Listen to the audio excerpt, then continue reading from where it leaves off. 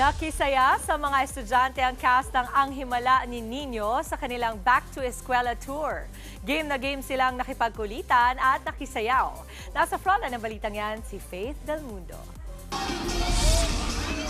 Puno ng saya at excitement ang Family Day ng Adamson Basic Education Grade School at Junior High School na may temang Carnival Extravaganza. Makapigil hininga ang mga stunt. May tumawid pa ng lubid. Hindi pa nakontento at nagbisikleta pa siya. Ang mga estudyante sumayaw at kumanta rin. Pero ang highlights ang pagbisita ng cast ng TV5 series na Ang Himala ni Nino.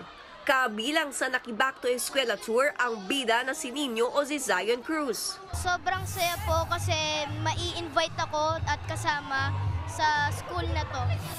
Kasama rin si Butchoy, played by Kenneth Mendoza, at Joko na role naman ni Achilles Ador. Sumayaw sila at game na nakipag-picture sa mga magulang at estudyante. Ano kaya ang Christmas wish nila?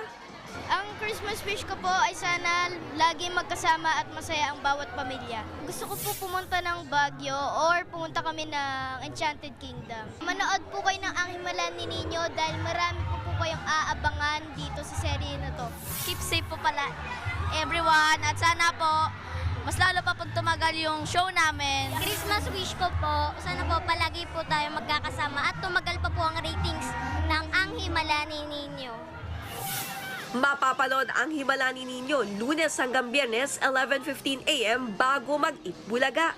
Nagbabalita mula sa Frontline, Faith Del Mundo, News 5. Mga kapatid, Dimples Romana po, kumpletuhin ang inyong umaga ng mga kwentong puno ng inspirasyon.